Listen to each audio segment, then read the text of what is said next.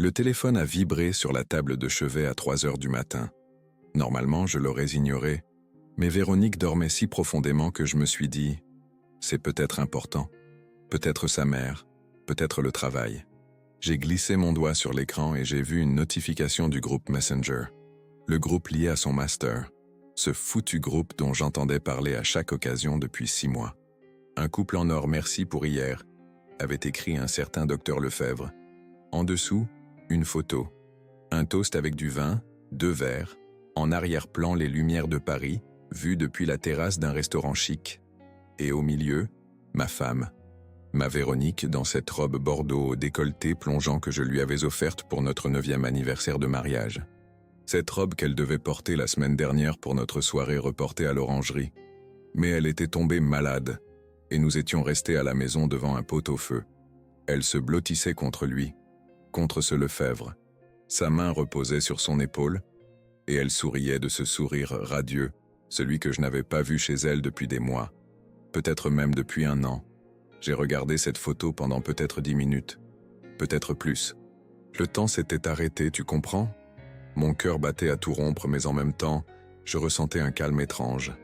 Un froid engourdissant qui commence au milieu de la poitrine et se répand dans tout le corps. Ce sentiment quand tout commence soudain à avoir du sens. Toutes ces soirées où elle disait devoir réviser pour un examen. Tous ces week-ends où elle partait pour des travaux de groupe. Tous ces moments où j'étais seul avec Théo, notre fils de 7 ans, lui expliquant que maman devait étudier, que c'était pour nous, pour notre famille, pour un avenir meilleur. J'ai reposé le téléphone sur la table, doucement, pour ne pas réveiller Véronique. Je l'ai regardée. Elle dormait paisiblement, respirant régulièrement, une main sous la joue. La même femme que j'avais épousée il y a 10 ans dans une petite chapelle à Chamonix. Celle avec qui nous avions prévu 3 enfants et une maison avec jardin à Saint-Germain-en-Laye. Celle à qui j'avais dit qu'elle pouvait reprendre ses études tranquilles, que je gérerais tout, les contrats supplémentaires, les heures sup au bureau, tout, pour qu'elle puisse réaliser son rêve de carrière universitaire. Je n'ai pas pu me rendormir. Je suis resté allongé à fixer le plafond. C'était le chaos dans ma tête, mais en même temps, un plan commençait à s'y former. Je ne savais pas encore lequel, mais je sentais que je ne pouvais pas simplement exploser, crier, faire une scène. Je devais en savoir plus. Je devais être sûr. Car peut-être était-ce une photo innocente, peut-être juste un toast après un examen réussi, peut-être, mais je savais que ce n'était pas un peut-être. Cette robe, ce sourire, cette main sur son épaule. Je me suis levé sans bruit et suis allé à la cuisine. Je me suis servi un verre d'eau. Je me suis assis à table et j'ai ouvert mon ordinateur portable. Je suis allé sur le profil de ce Lefebvre, Dr Arnaud Lefebvre, maître de conférences d'à la Sorbonne, spécialisation, psychologie sociale. Évidemment beau gosse. Évidemment tout le style universitaire. Veste, livres en arrière-plan, photos de conférences. 38 ans, divorcé, sans enfant. Parfait. J'ai fait défiler ces photos. Beaucoup de professionnels. Beaucoup de groupes avec des étudiants. Et puis j'en ai vu une autre d'il y a 2 mois, Véronique au milieu d'autres auditeurs, mais elle se tient juste à côté de lui. Il y a 1 mois, encore ensemble, cette fois lors d'un voyage d'intégration. Et encore une d'il y a 3 semaines. Elle l'aide à porter des cartons de livres. Ils rient tous les deux. Je n'ai plus dormi jusqu'au matin. Quand Théo s'est levé à 7 heures, je lui ai préparé son petit déjeuner. Des céréales avec du lait, ses préférées, celles avec les dinosaures. Véronique est descendue à 8 heures, parfumée, en pantalon élégant et chemisier. Je dois partir plus tôt. J'ai rendez-vous avec mon directeur de thèse, a-t-elle dit en m'embrassant sur la joue. J'ai souri. Bonne chance, chérie. Et à ce moment-là, je savais exactement ce que j'allais faire. Je n'allais pas crier. Je n'allais pas supplier. Je n'allais pas m'humilier.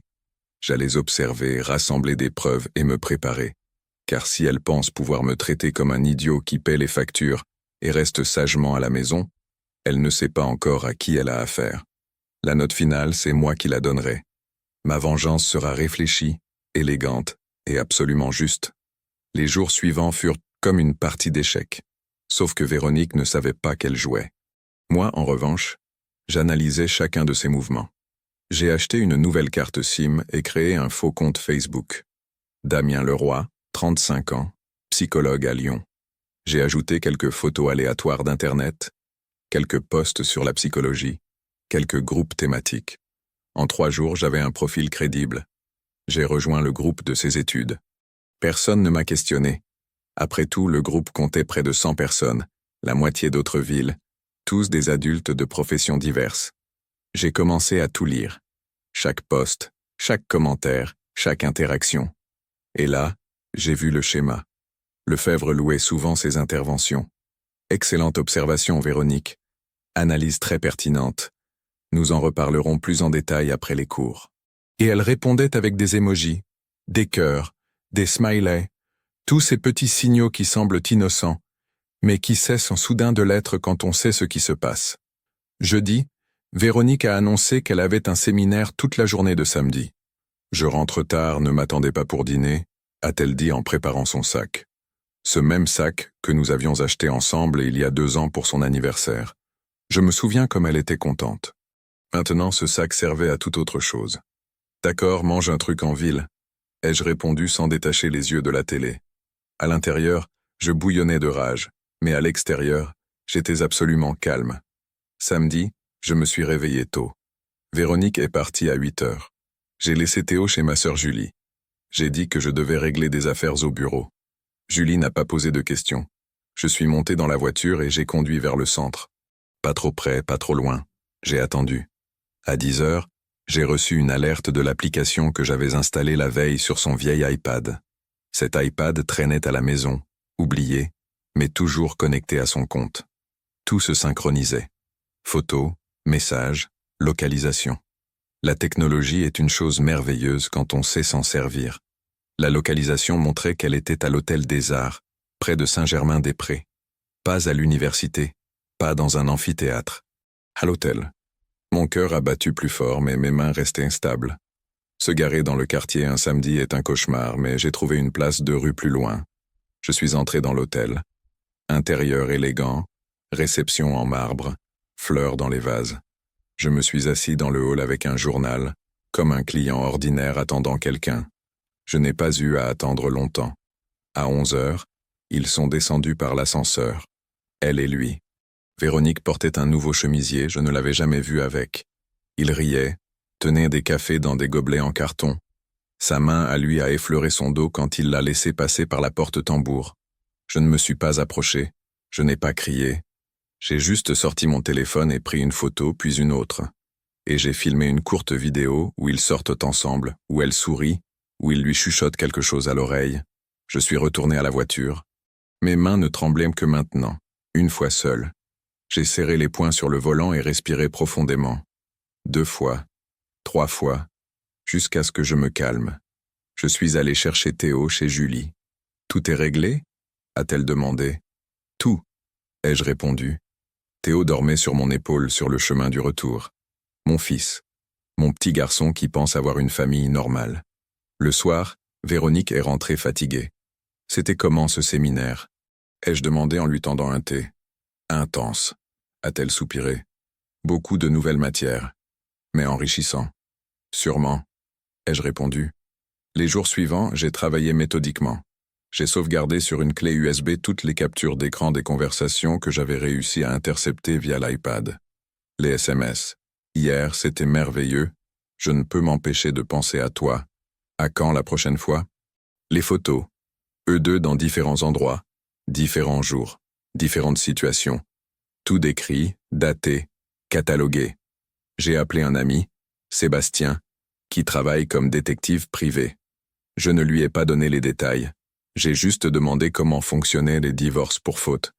Quelles preuves étaient nécessaires. Sébastien parlait, et je prenais des notes. Le plus important, c'est la documentation, a-t-il dit. Photos, messages, témoins s'il y en a. Et pas d'émotion. Sans froid. Le tribunal appréciera. J'ai vérifié nos finances. Le compte joint avec lequel on paie les factures. Mon compte personnel, où va la majorité de mon salaire. Son compte à elle, j'ai découvert qu'elle avait plus que je ne le pensais. Toutes ces bourses et subventions de l'université dont elle parlait. Mais les dépenses, restaurants, hôtels, taxis, tout cela se passait les jours où elle avait soi-disant cours. J'ai commencé à transférer l'argent discrètement.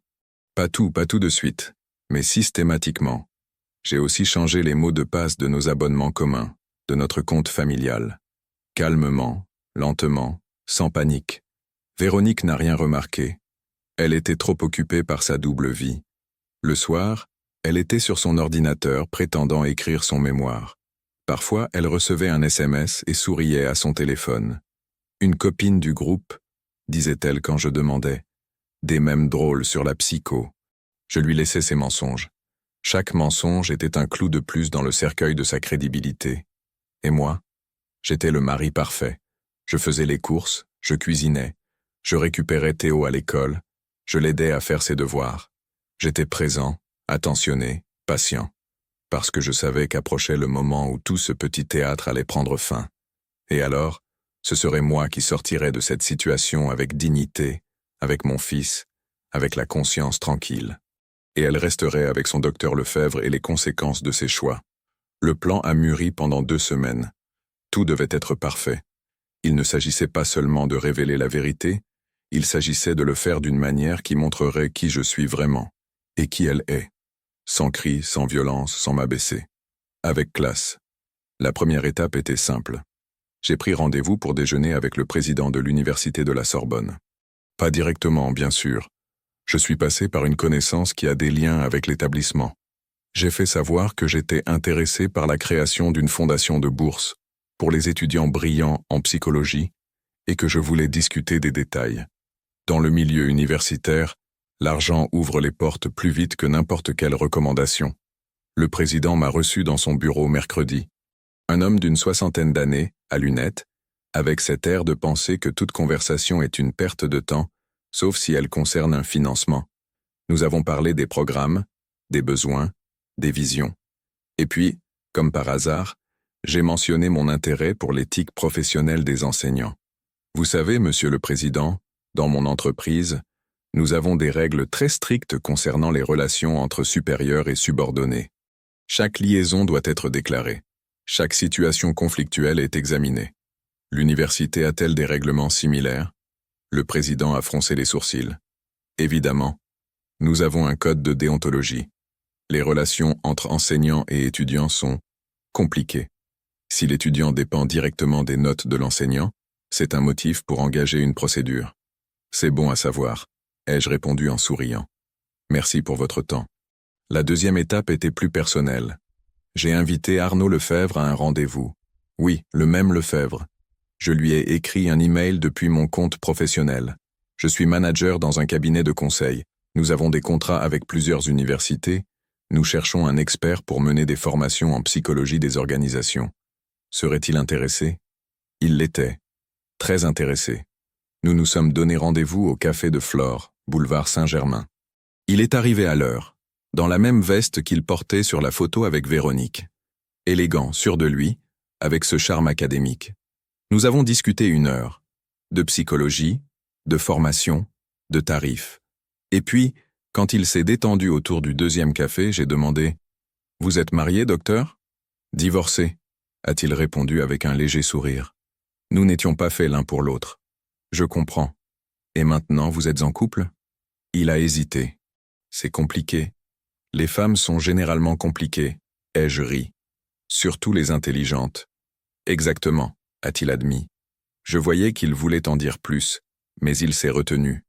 Nous nous sommes quittés cordialement. Poignée de main, échange de cartes de visite, promesse de contact. Lefebvre a quitté le café en pensant avoir décroché une nouvelle collaboration lucrative. Il ne savait pas qu'il venait de signer son arrêt de mort professionnel. Le soir même, j'ai fait quelque chose que je n'aurais jamais fait en temps normal. Depuis une adresse mail anonyme, j'ai envoyé un rapport détaillé au doyen. J'ai joint les captures d'écran des messages entre Lefebvre et Véronique, les photos de leur rencontre, les dates, les lieux. Tout documenté. À la fin, j'ai écrit « Une étudiante ne peut pas être évaluée objectivement par un professeur avec qui elle a une liaison. C'est une violation du code de déontologie et des principes fondamentaux de l'intégrité académique. Je n'ai pas à signer. Pas besoin. Les preuves parlèrent d'elles-mêmes. La 3e étape concernait Véronique directement. Mais pas la confrontation. Pas encore. Au lieu de cela, J'ai réservé une table à l'Orangerie, ce même restaurant où nous devions aller pour notre anniversaire. Date, le 25 novembre, exactement dans une semaine. 2 couverts. J'ai payé d'avance. Ensuite, j'ai écrit à Véronique, « Chérie, faisons-nous cette soirée qu'on avait reportée. Je sais que tu es occupée, mais on mérite un moment rien que pour nous. Samedi prochain, l'Orangerie, 18h. J'organise la babysitter pour Théo. C'est une surprise. » Elle a répondu 5 heures plus tard. « D'accord, j'essaierai. Mais j'ai beaucoup de travail, donc si je dois annuler… » « Je comprends, ai-je répondu. Mais fais tout pour venir. » Entre-temps, j'ai envoyé un autre message. À Lefebvre. Depuis le faux compte Messenger de Véronique, j'y avais accès grâce à l'iPad. Adrien, il faut qu'on parle. Retrouvons-nous samedi à 18h à l'Orangerie, c'est important. Il a répondu immédiatement. Tout va bien? Tu sais que je peux tout annuler pour toi. Je sais. C'est pour ça que je te le demande. À samedi. La 4e étape était la plus difficile émotionnellement. J'ai invité mes parents, Julie avec son mari et quelques-uns de nos amis communs à dîner. Chez nous. Vendredi, la veille du grand final. Ça fait longtemps qu'on ne s'est pas tous vus, ai-je dit. Je veux changer ça. Faisons une soirée en famille. Véronique était surprise. Tu n'as parlé d'aucun dîner. Surprise, ai-je répondu. Tu m'aides à préparer? Elle ne pouvait pas refuser. Pas devant la famille, pas devant les amis. Alors on a cuisiné ensemble. Rôtis, pommes de terre, salade. Comme au bon vieux temps quand on était heureux. Ou quand je croyais qu'on l'était. Le dîner s'est merveilleusement bien passé. Tout le monde riait, racontait des histoires. Théo jouait avec ses cousins. Véronique était tendue, mais essayait de ne pas le montrer. Avant le dessert, je me suis levé et j'ai levé mon verre. Je voulais vous remercier tous d'être là. La famille, c'est ce qu'il y a de plus important. Et c'est pour ça que je crois que dans les moments difficiles, c'est la famille qui nous soutient. Tout le monde a levé son verre. Véronique me regardait d'un air interrogateur. Je me suis contenté de sourire, parce que je savais que demain, tout changerait. Demain serait le jour de vérité. Et quoi qu'il arrive, j'aurai des témoins de quel mari j'étais, quel père je suis, quel homme je suis. Et Véronique, elle devra faire face aux conséquences de ses choix devant les gens qui l'aimaient. Samedi est arrivé comme une sentence. Je me suis réveillé à 6 heures, même si je n'y étais pas obligé. Véronique dormait encore, le dos tourné. Pendant un instant, j'ai regardé sa silhouette sous la couette et je me suis demandé quand tout cela s'était brisé. Mais je n'avais pas de temps pour les sentiments. J'ai emmené Théo chez mes parents après le petit déjeuner. On va regarder les matchs et manger de la pizza. Mon père a tapé dans le dos de son petit-fils. Maman et papa ont une sortie importante, a-t-il ajouté en me faisant un clin d'œil. Il ne savait pas à quel point cette sortie était importante. Je suis rentré vers midi. Véronique se tenait devant le miroir de la chambre essayant différentes robes. Il n'en restait que quelques-unes. Elle avait discrètement emporté la plupart ces dernières semaines. Pour des soirées entre copines, disait-elle. Elles doivent sûrement traîner dans l'armoire de Lefebvre maintenant. La Bordeaux te va bien, ai-je dit en montrant la même robe qu'elle portait sur la photo de cette nuit-là. Elle s'est figée un instant. Peut-être une autre? Pourquoi? C'est ta préférée, non? Elle a finalement choisi la noire. Un choix sûr. À 17h30, nous étions prêts. J'ai commandé un taxi. Je ne voulais pas conduire. J'avais besoin de toute ma concentration pour ce qui allait suivre. Au restaurant, le maître d'hôtel nous a accueillis avec un sourire. « Monsieur Thomas, votre table vous attend. » Il nous a conduits à l'étage, dans un salon avec vue. Une partie exclusive de l'Orangerie, séparée de la salle principale par une cloison. Parfait. Quelqu'un était déjà assis à la table. Arnaud Lefebvre, en costume, avec un bouquet de roses sur la table. Quand il nous a vus, il a blêmi comme s'il avait vu un fantôme. « Adrien ?» La voix de Véronique était à peine audible. Elle m'a regardé, puis lui, puis de nouveau moi. J'ai vu la panique dans ses yeux. « Bonjour, monsieur le docteur », ai-je dit calmement en tendant la main. « Ravi de vous rencontrer en personne. Ma femme m'a beaucoup parlé de vous. » Lefebvre s'est levé automatiquement, a serré ma main. Je voyais son esprit tourner à toute vitesse, essayant de comprendre la situation. Pardon, il doit y avoir une erreur. Aucune erreur. Asseyez-vous, je vous en prie. J'ai commandé le dîner pour nous tous. Je me suis assis et j'ai indiqué les chaises d'un geste. Véronique restait là, comme paralysée. Assieds-toi, chérie. Elle s'est assise. Lefebvre aussi, mais il avait l'air de vouloir s'enfuir. Le sommelier a apporté le vin. Château Margaux 2015. Le meilleur pour les occasions spéciales, ai-je dit en levant mon verre. Un toast à la vérité. Personne n'a bu. Le silence était épais comme du goudron. Bon, ai-je commencé en reposant mon verre. Vous vous demandez sûrement ce qui se passe. Laissez-moi vous expliquer. Adrien, tu as reçu un message de ma part via le compte de ma femme. Véronique, tu as reçu un message de moi pour un dîner romantique. Vous êtes tous les deux ici parce que je voulais qu'on parle enfin sincèrement. Tous les trois. Écoute, a commencé Lefebvre. Non, maintenant c'est vous qui écoutez. Ces 6 derniers mois, j'ai été un imbécile. J'ai travaillé 12 heures par jour pour que toi, Véronique, tu puisses reprendre tes études, pour que tu puisses réaliser tes rêves. Je me suis occupé de la maison, de notre fils, de tout le nécessaire, pour que toi, tu puisses préparer tes examens. Et toi, Adrien, tu profitais de ma femme, une étudiante dont la note dépend directement de toi. Quel beau couple. Véronique avait les larmes aux yeux. Pardonne-moi. Tais-toi. Je n'ai pas fini. J'ai sorti une enveloppe de ma veste. Dans cette enveloppe, il y a les copies de tous vos messages. Des photos de différents hôtels, restaurants, endroits où vous étiez ensemble. Tout est joliment daté et décrit. Une copie est déjà arrivée au bureau du doyen de la Sorbonne. La deuxième à mon avocat spécialisé dans les divorces. Et la troisième? J'ai ouvert l'enveloppe et étalé les photos sur la table. Reste ici, pour que vous puissiez vous remémorer chaque instant. Lefebvre est devenu encore plus pâle. Au doyen? Mais ça va détruire ma carrière. Tu aurais dû y penser avant. Quand tu violais le code de déontologie, quand tu abusais de ta position, quand tu couchais avec une étudiante dont tu devais noter les examens. Véronique a commencé à pleurer. Vraiment, bruyamment. Je t'aime. C'était une erreur. Je ne peux pas vivre sans toi. Tu as pu. Ces 6 derniers mois, tu as très bien vécu sans moi. Je n'étais qu'un portefeuille et une nounou pour Théo, n'est-ce pas? Mais tu sais ce qui est le pire? Ce n'est pas que tu m'aies trompé.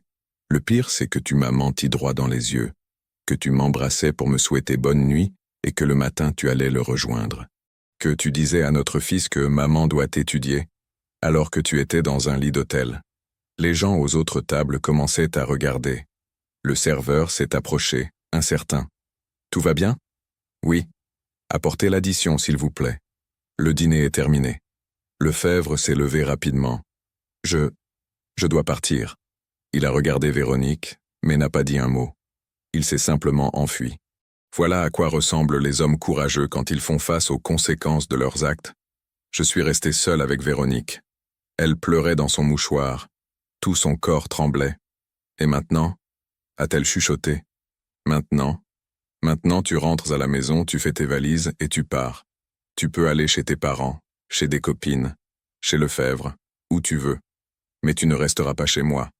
Demain matin, l'avocat te contactera pour le divorce et la garde de Théo. Théo, je t'en supplie, ne m'enlève pas mon fils.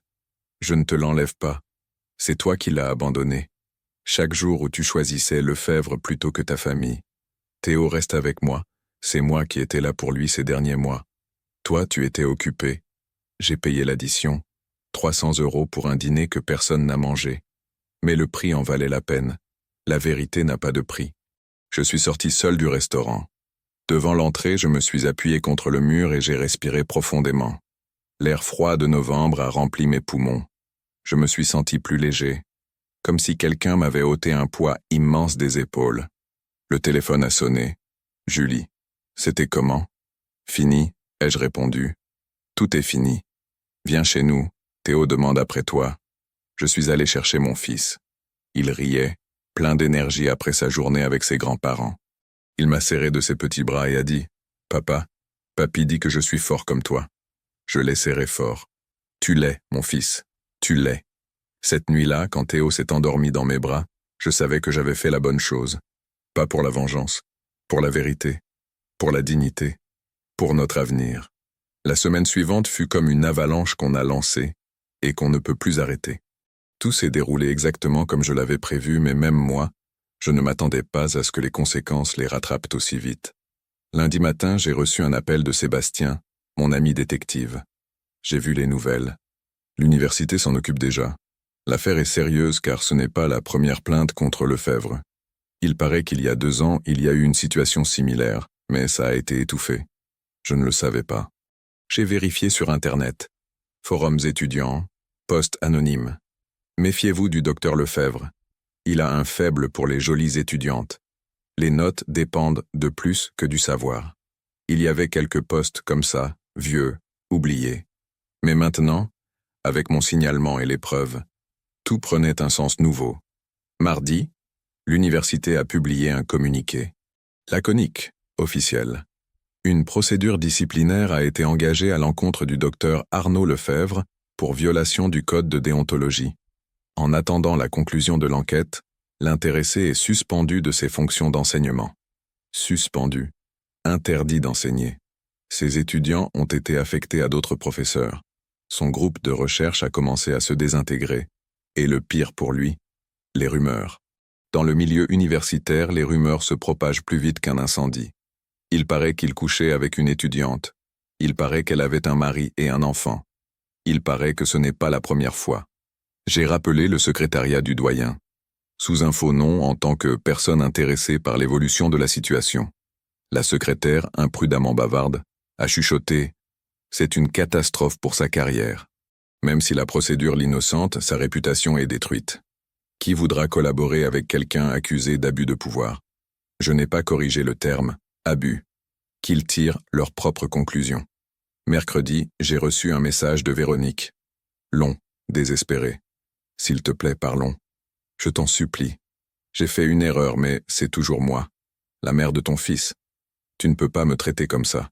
Adrien a perdu son travail à cause de moi. Je me sens horrible. Mes parents me tournent le dos. Personne ne veut me parler. Tu as détruit ma vie. Je l'ai lu 3 fois. Chaque mot parlait d'elle, de ses sentiments, de sa perte. Pas un mot d'excuse envers moi. Pas un mot sur Théo. Juste elle. Elle. Elle. Je n'ai pas répondu.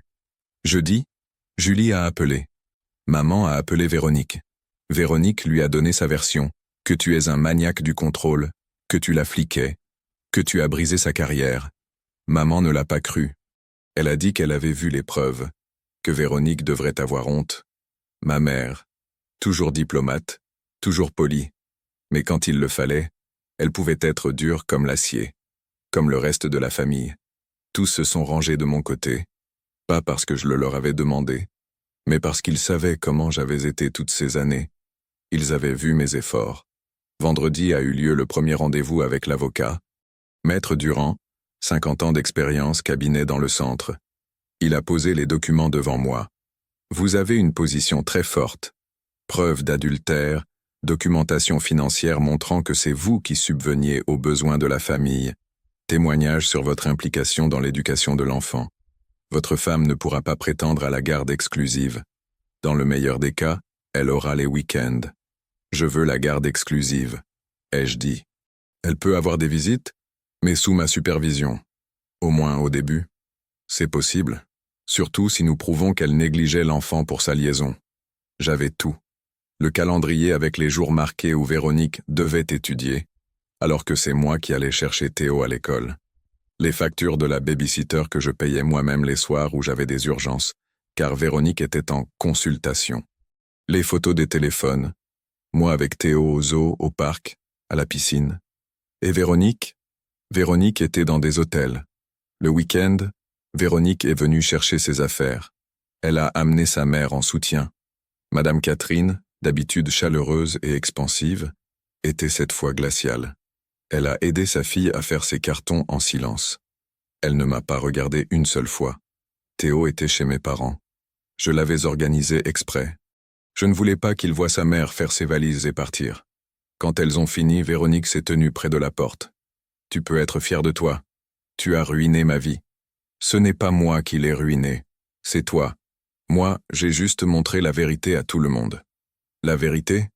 Tu as manipulé, espionné, tout planifié comme un psychopathe. J'ai ri, amèrement. Un psychopathe? Moi? J'ai travaillé pour que tu puisses étudier. Je me suis occupé de notre fils pour que tu puisses t'épanouir. Et toi, tu as utilisé tout ça pour coucher avec un prof. Et c'est moi le psychopathe?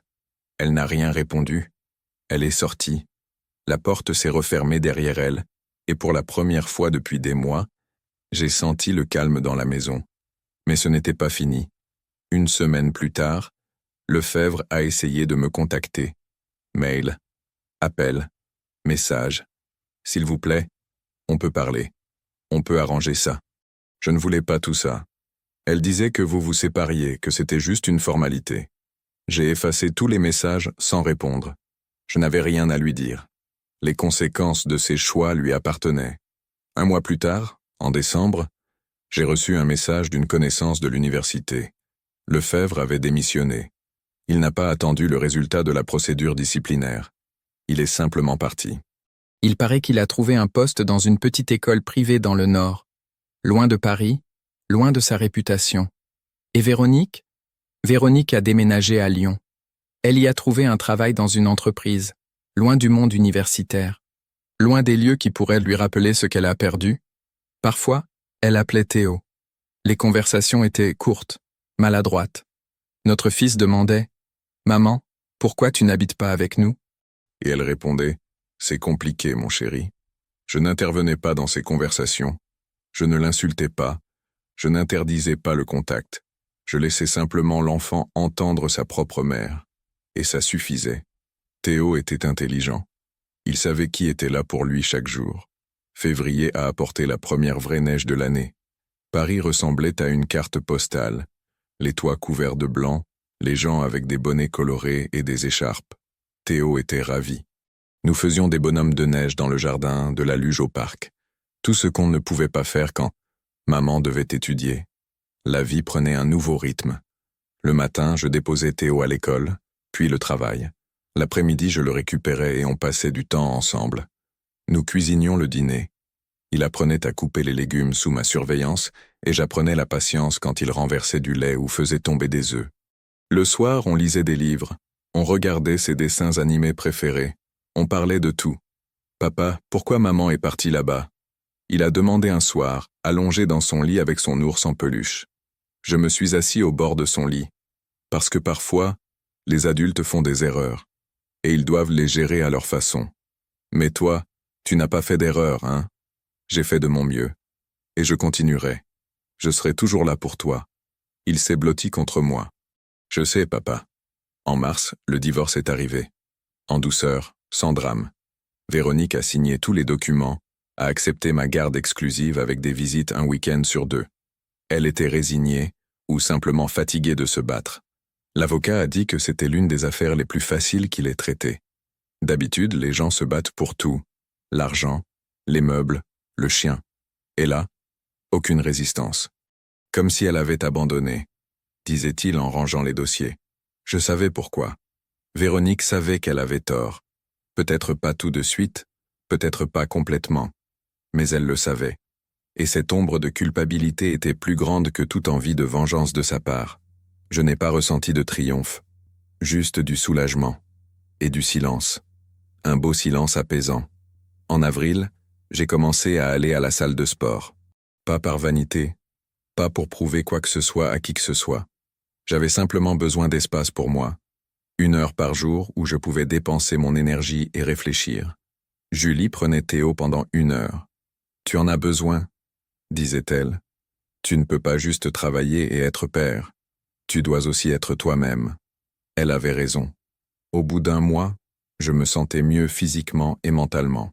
J'avais perdu 10 kilos, retrouvé la forme et surtout, j'avais recommencé à dormir paisiblement. Sans cauchemar, sans me réveiller la nuit avec le cœur battant la chamade. En mai, mon entreprise m'a proposé une promotion. Chef de projet, meilleur salaire, plus de responsabilités, mais aussi plus de flexibilité dans les horaires. J'ai accepté à condition de pouvoir aller chercher mon fils à l'école. Ils ont accepté sans hésiter. « Tu es notre meilleur élément », a dit le directeur. « On apprécie tout ce que tu fais. » Le nouveau salaire signifiait la sécurité financière. Je pouvais mettre de côté pour l'avenir de Théo, pour ses études, pour nos vacances. J'ai réservé 2 semaines en juillet. La Corse, un appartement avec vue sur la mer. Notre premier vrai voyage à 2. Parfois je pensais à Véronique, pas avec nostalgie, pas avec manque, plutôt comme à quelqu'un que j'avais connu il y a longtemps. J'ai appris par Julie qu'elle voyait quelqu'un à Lyon. Il paraît que c'est un développeur plus jeune qu'elle, disait ma sœur. Maman en a parlé. Tant mieux pour elle, ai-je répondu. Et je le pensais sincèrement. Je ne vivais pas dans le passé. Je n'étais pas tapi dans l'ombre à planifier une autre vengeance. Elle a eu ce qu'elle méritait, les conséquences de ses choix. Et moi, j'ai eu ce que je méritais, la paix et la dignité.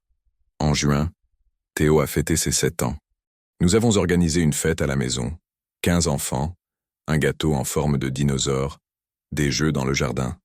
Toute ma famille est venue, des amis, même certains parents de l'école. Tout le monde s'est bien amusé. Véronique a appelé le jour de l'anniversaire. Elle a parlé avec Théo pendant 20 minutes. J'entendais leurs rires à travers la porte. Quand il a fini, il a couru vers moi. Maman m'a souhaité du bonheur et a dit qu'elle m'aime. C'est bien, elle t'aime sûrement. Et toi, tu es avec moi tous les jours, c'est vrai? Je le serai toujours. Une nuit, à la fin de l'été, j'étais assis sur la terrasse avec un verre de vin. La maison était silencieuse. Théo dormait dans sa chambre, et je regardais les étoiles. Je pensais à où je serais si je n'avais pas découvert cette photo. Je vivrais probablement encore dans le mensonge, dans l'illusion d'un mariage heureux, payant les factures de sa double vie. Et maintenant, j'étais libre. Pas parfaitement, pas sans cicatrice, mais libre. Et heureux à ma façon. Pardonner? C'est un mot compliqué. Je ne ressentais pas de haine. Je ne lui souhaitais pas de mal. Mais je n'avais pas oublié non plus. On ne peut pas oublier une chose pareille. Ces blessures restent, même si elles cicatrisent. Mais j'ai appris à vivre avec. Et j'ai appris à apprécier ce que j'ai. Un fils qui a besoin de moi. Une famille qui me soutient. Un travail qui me donne satisfaction. Une dignité que j'ai retrouvée. Une vengeance? Peut-être que c'était une vengeance. Peut-être que c'était simplement la justice. Je ne sais pas. Mais je sais une chose. Je ne regrette aucune étape. Chaque décision que j'ai prise cette nuit-là, quand j'ai vu cette photo, m'a mené là où je suis maintenant.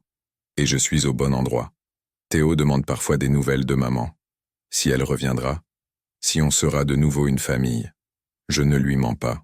Je dis la vérité, que maman a sa vie, et nous avons la nôtre, que parfois les chemins se séparent, mais que l'amour d'un parent pour son enfant ne disparaît jamais, même si les parents ne sont plus ensemble. Il me croit, parce qu'il sait que je ne lui mentirai jamais, tout comme je ne me suis jamais menti à moi-même. La note finale, je l'ai donnée, et elle était juste pour tout le monde.